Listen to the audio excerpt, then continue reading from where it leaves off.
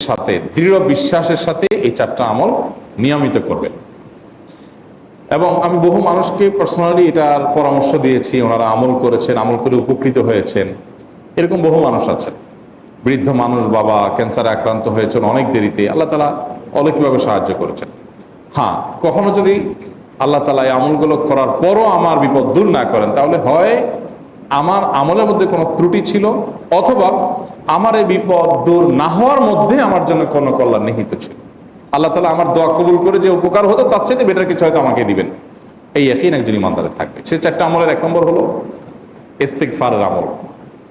ইস্তিগফার, আপনি ফেসে গেছেন কোনো জায়গায়, কোনো উপায় পাচ্ছেন না, আপনি ইস্তিগফার করতে থাকেন। আস্তাগফিরুল্লাহ ওয়া আতুবু ইলাইহি, আস্তাগফিরুল্লাহ ওয়া আতুবু ইলাইহি, আস্তাগফিরুল্লাহ ওয়া আতুবু ইলাইহি, আস্তাগফিরুল্লাহ, আস্তাগফিরুল্লাহ, আস্তাগফিরুল্লাহাল্লাযী লা ইলাহা ইল্লা হুয়াল হাইয়ুল কাইয়্যুম ওয়া আতুবু ইলাইহি ওয়া লা হাওলা ওয়া লা কুওয়াতা ইল্লা বিল্লাহ। اللهم انت ربي لا اله الا انت خلقتني وانا عبدك وانا على عهدك ووعدك ما استطعت اعوذ بك من شر ما صنعت ابو لك بنعمتك علي وابو لك بذنبي فاغفر لي فانه لا يغفر الذنوب الا انت سيد الاستغفار। এভাবে যে কোনো ইস্তেগফার করতে থাকেন, আপনি বেশি বেশি করে আল্লাহর কাছে ইস্তেগফার ক্ষমা প্রার্থনা করতে থাকেন, খুব বেশি আপনার দুই ঠোঁটে অনবরত আপনি চাইতে থাকেন আল্লাহর কাছে ক্ষমা। এই ইস্তেগফার সম্পর্কে নবী করিম সাল্লাল্লাহু আলাইহি ওয়াসাল্লাম বলেছেন, মাল্লাজিমাল ইস্তেগফার, যে ব্যক্তি ইস্তেগফারকে আঁকড়ে ধরবে, আঁকড়ে ধরা মানে কি, এটা ছাড়বে না, সে পড়তেই থাকবে অনবরত। টয়লেটে যাওয়ার সময়টা, ঘুমের সময়টা, খাওয়ার সময়টা বাদে, অবসর নামাজের সময়টা বাদে সারাক্ষণ সে ইস্তেগফার পড়বে। এরকম যদি কেউ করে, আল্লাহ রাব্বুল আলামিন জাআলাল্লাহু লাহু মিন কুল্লি হাম্মিন ফারাজা ওয়া মিন কুল্লি যায়কিন মাখরাজা, সকল পেরেশানি থেকে, সকল টেনশন থেকে বের হওয়ার পথ আল্লাহ তাআলা অলৌকিকভাবে তার জন্য আবিষ্কার করে দিবেন। এবং আমি আমার জীবনে যেটা বলেছিলাম, বিস্তারিত বলতে চাই না, এরকম এরকম পরিস্থিতি আসছে যে চোখের সামনে কোনো আপাতত রক্ষার কোনো পথ আর খোলা নেই, এমন ভয়াবহ বিপদ। ইস্তেগফার করতে করতে এমন ভাবে আল্লাহ তাআলা সাহায্য করেছেন যে এটা কল্পনা করলেও মনে হয় যে স্বপ্নের মতো। কিভাবে এখন এই লোক এই জায়গায় আসলো আমার সাহায্যের জন্য, এই লোক তো এটা এই জায়গায় আসার কথা না, তিকুনি এসে হাজির হয়ে গেলেন এবং উপকারটা, আমার সমাধানটা হয়ে গেল সমস্যা। তো আলহামদুলিল্লাহ, বহুবার আমি পরীক্ষা করেছি, আর আমার পরীক্ষার দুই পয়সার দাম নাই, হাদিসে বলা আছে, গ্যারান্টি দেওয়া আছে, আমার পরীক্ষা করলেই কি না করলেই। তাহলে একটা আমল হলো কি, ইস্তেগফার। সব সময়ের জন্য এটা কন্টিনিউয়াস করবেন, আর এমনি অবসর সময় ইস্তেগফার করবেন। আরবদের মধ্যে সৌন্দর্য আছে, তারা বিভিন্ন ডাক্তারের ওয়েটিং রুমে বা বিভিন্ন জায়গায় মানুষ যেখানে অপেক্ষা করে পাবলিক প্লেসগুলোতে লিখে রাখে ইস্তেগফার করুন, আপনার হাইওয়েগুলোর পাশে লেখা থাকে ইস্তেগফার করুন, এবং তারা আসলে একটু পরপর দেখা যায় ইস্তেগফার করে। ভালো মন্দ গুণ সবার মধ্যে আছে, তাদের এই ভালো গুণটা আছে, ইস্তেগফার বেশি বেশি করা। আমরা ইস্তেগফার সচরাচর এইভাবে অনবরত অবসর সময় করার অভ্যাস অনেকের মধ্যেই নাই, আমরা এটা চালু করবো ইনশাআল্লাহ। বিশেষ করে যখন কোনো সমস্যা হবে তখন ইস্তেগফার চলতে থাকবে মুখে অনবরত, ধীরে ধীরে মহব্বতের সাথে নিজেকে, নিজের পাপ অপরাধগুলোর কথা স্মরণ করে আল্লাহর কাছে মাফ চাইতে থাকো, পেরেশানি দূর হবে ইনশাআল্লাহ। এক নাম্বার দুই, দুরুদ, নবী করিম সাল্লাল্লাহু আলাইহি সাল্লামের প্রতি দুরুদ পাঠ করা। এটা যদি আপনি নিয়মিত করতে থাকেন মহব্বতের সাথে, আল্লাহুম্মা সাল্লি আলা মুহাম্মদ ওয়া আলা আলি মুহাম্মদ কামা সাল্লাইতা আলা ইব্রাহিম ওয়া আলা আলি ইব্রাহিম ইন্নাকা হামিদুম মাজিদ, আল্লাহুম্মা বারিক আলা মুহাম্মদ ওয়া আলা আলি মুহাম্মদ কামা বারাকতা আলা ইব্রাহিম ওয়া আলা আলি ইব্রাহিম ইন্নাকা হামিদুম মাজিদ। আপনি একবার ছোট দুরূদ যদি পড়েন, সাল্লাল্লাহু আলাইহি ওয়াসাল্লাম, সাল্লাল্লাহু আলাইহি ওয়াসাল্লাম, আল্লাহুম্মা সাল্লি আলা মুহাম্মদ ওয়া আলা আলি মুহাম্মদ, শুধু এইটুকু পড়েন। জাযাল্লাহু আন্না মুহাম্মাদাম মা হুয়া আহলু, শুধু এইটুকু পড়েন।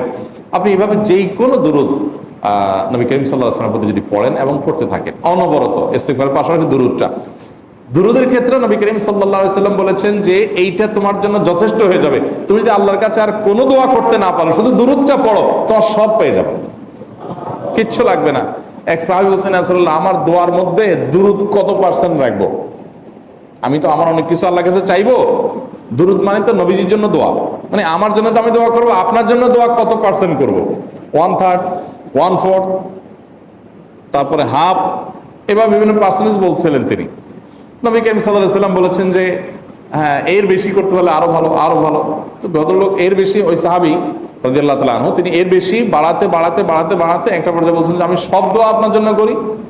নবী করিম সাল্লাল্লাহু আলাইহি ওয়াসাল্লাম বলেছেন, তাহলে তোমার আর কোনো দোয়াই করতে হবে না, এর মধ্যে সব দোয়া চলে আসবে। কারণ আপনি যদি বলেন, আল্লাহ আপনার নবীর প্রতি আপনি রহমত নাজিল করেন, আপনার নবীর প্রতি আপনি শান্তি নাজিল করেন, আপনি যেটা দোয়া করেন, তো আল্লাহকে আল্লাহর নবীর প্রতি আপনি রহমত নাজিল করতে বললে আল্লাহ তাআলা আপনার প্রতি রহমত নাজিল করবেন কি করবেন না? আপনি কাউকে খুশি করতে চান, কার কাছ থেকে কিছু আদায় করতে চান, তার ছেলেটারে যদি হাদিয়া তোফা দেন, আদর যত্ন করেন, তো বাই ডিফল্ট অটোমেটিকলি ওই লোকের সিম্পেথি আপনার দিকে আসবে কি আসবে না? চোখ বন্ধ করে আসবে। তো আল্লাহর নবীর জন্য যখন আপনি দোয়া করবেন তখন আল্লাহ তাআলা আপনার মধ্যে রহমত নাজিল করবেনই, এটা নবী সাল্লাল্লাহু আলাইহি ওয়াসাল্লামের ওয়াদা। যে কোনো পেরেশানি, তিনি আরো বলেছেন, যদি কেউ দুরূদের আমল করে নিয়মিত, আল্লাহ রাব্বুল আলামিন তার সকল পেরেশানির জন্য যথেষ্ট করে দিবেন। এই আমলটাকে সবগুলো দূর করার জন্য যথেষ্ট হয়ে যাবে। এই দুরূদের আমলটা আমি দেখেছি সুবহানাল্লাহ গুলির মতো কাজ করে। আজকের ঘটনা, এক ভদ্রলোক সকালে একটা টেলিভিশন চ্যানেলে, বেসরকারি চ্যানেলে প্রোগ্রাম শেষ করে নামছিলাম লিফটে, তো উপস্থাপক উনি বলছিলেন যে ভাই, মানে দুরূদের আমল পড়ে আমি কিছুদিন আগে একটা ইয়াতে মানে এমন একটা অবস্থা যে এইটা থেকে বের হওয়ার কোনো পথ আর নাই, শুরু করলাম দুরূদ অনবরত, এরপরে আল্লাহ তাআলা আমাকে এমনভাবে উদ্ধার করলেন আমি কল্পনা করতে পারিনি।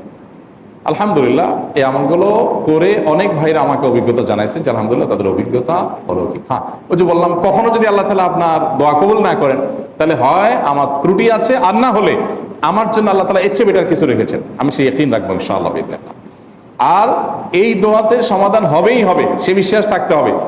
নবী করিম সাল্লাল্লাহু আলাইহি ওয়াসাল্লাম বলেছেন, হাদিসে কুদসিতে আল্লাহ বলেছেন, আনা ইনদা যান্নি আবদি বি, বান্দা আমার প্রতি যেমন ধারণা করে আমি তেমন আচরণ করি। এখন আপনি যদি চিন্তা করেন, করে দেখি হয় কিনা, দেখি ট্রাই করি, তাহলে ওই আল্লাহ তাআলা বলবেন ঠিক আছে দেখতে থাক।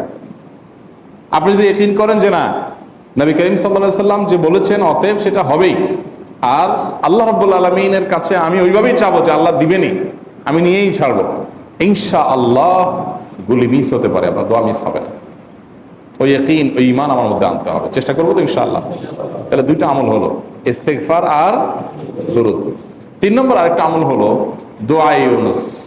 দোয়া ইউনুস, লা ইলাহা ইল্লা আনত সুবহানাক ইন্নী কুনতু মিনাজ জালিমিন। বেশি বেশি পড়তে থাকবেন, যখন বিপদে পড়বেন ইস্তেগফার আর দুরূদ পড়বেন সবচেয়ে বেশি, আর মাঝে মধ্যে দোয়া ইউনুস, লা ইলাহা ইল্লা আনত সুবহানাকা ইন্নী কুনতু মিনাজ জালিমিন। আল্লাহ সুবহানাহু ওয়া তাআলা কোরআনে কারীমে এই দোয়ার পরে বলেছেন, ওয়া কাযালিকা নুনজিল মুমিনিন। এই দোয়া পাঠ করার মাধ্যমে ইউনুস আলাইহিস সালামকে পৃথিবীর ইতিহাসের সবচেয়ে অলৌকিক ঘটনা, সকল সায়েন্স, সকল আপনার বিজ্ঞানের তত্ত্ব, সবগুলোকে আপনার সবগুলোর বিপরীতে বা সবগুলোকে আপনার ভুল প্রমাণ করে দিয়ে ওই জায়গাটার জন্য আল্লাহ তাআলা ইউনুস আলাইহিসকে মাছের পেটে ঢোকার পর সেখান থেকে আবার জীবিত রেখে বের করেছেন। অক্সিজেন অভাবে সেখানে এমনি মারা যাওয়ার কথা, আরো নানা কারণে মারা যাওয়ার কথা, তাই না? কিন্তু আল্লাহ তাআলা তাকে রক্ষা করেছেন, কারণ ওই বিপদে পড়ার পর থেকে এইটা পড়তেছিলেন, লা ইলাহা ইল্লা আনতা সুবহানাকা ইন্নী কুনতু মিনাজ জালিমিন। তো আল্লাহ তাআলা কোরআনে বলেছেন, এটা ইউনুস, তার নবী ইউনুস আলাইহিস সালামকে আল্লাহ তাআলা এর মাধ্যমে রক্ষা করেছেন, সেটা তার জন্য খাস না, এটা তার জন্য স্পেশাল না, বরং আল্লাহ বলেছেন ওয়া কাযালিকা নুনজিল মুমিনিন, এটা দিয়ে আমি তাকে রক্ষা করেছি, একইভাবে ঈমানদারদেরকেও এইটার মাধ্যমে রক্ষা করব। এটা বড় অস্ত্র পেয়ে গেলাম। দোয়া ইউনুস বেশি বেশি পড়বো ইনশাআল্লাহ, লা ইলাহা ইল্লা আনতা সুবহানাকা ইন্নী। আমার দেশে আবার দেখা যায় বিপদ হয়ে গেলে তখন হুজুর ভাড়া করে যে ভাই আপনারা সবাই মিলে এটা 1 লাখ বার পড়ে দেন, 1.25 লাখ বার পড়ে দেন, টাকা দিমু, আপনারা পড়ে দেন। আপনারটা আপনি পড়বেন ভাই, হুজুরদের কাছে দোয়া চান সমস্যা নাই, আর হুজুরদেরকে খাটায়া টাকা দিবেন কেন, এমনি টাকা দিবেন না দিয়া। আর এই দোয়া নিজে নিজে করতে থাকবেন। ইউনুস আলাইহিস সালাম ওই সময় কি লোক ঠিক করছিলেন যে ভাই আপনারা সবাই দোয়া ইউনুস পড়েন, আমি গেলাম, আমি মাছের পেটে গেলাম, আপনারা বসেন সবাই দোয়া ইউনুস পড়া দেন, করছেন উনি? ওনারটা উনি করছেন, তো আপনারটা আপনি শুরু করবেন, দোয়া ইউনুস না। 4 নম্বর আমল হলো ইয়া যাল জালালি ওয়াল ইকরাম। এটা বিশেষ করে পাঠ করবেন। নবী করিম সাল্লাল্লাহু আলাইহি ওয়াসাল্লাম বলেছেন, আলিযু বিয়া যাল জালালি ওয়াল ইকরাম। ইয়া যাল জালালি ওয়াল ইকরাম, এইটাকে তোমরা আঁকড়ে ধরবে। ইয়া যাল জালালি ওয়াল ইকরাম মানে কি? এটা আল্লাহকে ডাকা, আর কিছু না। এবং হাদিসে বর্ণিত দোয়া, এটা মাসনুন দোয়া। ইয়া যাল জালালি ওয়াল ইকরাম মানে হে মহা ক্ষমতার অধিকারী, প্রতাপশালী এবং সম্মানের মালিক। এটা বলার মানে হলো আল্লাহর কাছে নিবেদন করা, যেহেতু আপনার প্রতাপ আছে, আপনার জালাল আছে, আপনার বড়ত্ব আছে, হে বড়ত্বের অধিকারী এবং হে সম্মানের অধিকারী, আপনার যেহেতু আল্লাহ তাআলা এটা, আপনার যদি এটা আছে, অতএব হে আল্লাহ আপনি আমাকে এটা দান করুন, আপনার সেখান থেকে আমার প্রতি রহম করুন, আপনার সেখান থেকে আমাকে, আপনার বড়ত্ব থেকে আমাকে আপনি হেফাজত করুন, আপনার একরাম থেকে আমাকে আপনি, তা দিয়ে আপনি আমাকে রহম করুন। তো তো সেই দোয়া আল্লাহ তাআলার কাছে নিবেদন করতে পারি, ইয়া যাল জালালি ওয়াল ইকরাম। এর পাশাপাশি তাহাজ্জুদের নামাজ এবং যে কোনো নফল নামাজ, কারণ নবী সাল্লাল্লাহু আলাইহি সাল্লাম ইজা হাজাবাহু আমরুন সাল্লাহ, নবীজি সাল্লাল্লাহু আলাইহি সাল্লামের কোনো পেরেশানি শুরু হলে আগে ওযু করে 2 রাকাত নামাজ পড়তেন, ওযু করে 2 রাকাত নামাজ পড়তেন। আমাদের যখন পেটে ব্যথা শুরু হয় আগে কার কথা মনে পড়ে? ডাক্তারের কথা মনে পড়ে। যখন গায়ে জ্বর আসে সবার আগে মনে পড়ে কিসের কথা? নাপা, নাপা, ঠিক না? জ্বর আসছে গায়ে, সবার আগে আমরা কি চিন্তা করি? নাপা। নাপা আপনি চিন্তা করেন, খান, নিষেধ না তো, ওষুধ গ্রহণ করা সুন্নত, নবী সাল্লাল্লাহু আলাইহি সাল্লাম নির্দেশ করেছেন ওষুধ সেবন করতে, আপনি করেন, ভালো কথা। কিন্তু ইমানদার সবকিছুর আগে ব্যথা আসছে, তাহলে ব্যথার জন্য একটা ওষুধ দোয়া শিখেছেন, দোয়াটা আগে করবে, পাশাপাশি ওইটা করবে, এলো ইমানদারের কাজ। আমরা আজকাল ইমান থেকে অনেক দূরে সরে গেছি। আল্লাহ আমাদের সেই ইয়াকিন দান করুন। তাহাজ্জুদের সময় দোয়া, অনেক বেশি দোয়া কবুল হয়। তাহলে 4টা আমল ইনশাআল্লাহ আপনাকে এই ভয়াবহ বিপদ থেকে উদ্ধার করার জন্য সাহায্য করবে ইনশাআল্লাহ। সেই ইয়াকিন নিয়ে করবেন। সেই সাথে as-সাদাকা তারদুল বালা, দান সদকা করা, অন্যান্য যে আমলগুলো আছে টুকটাক সেগুলোর সাথে সাথে চালানো। বাকি এই 4টাকে বেসিক্যালি একটু জোরালোভাবে করতে থাকা।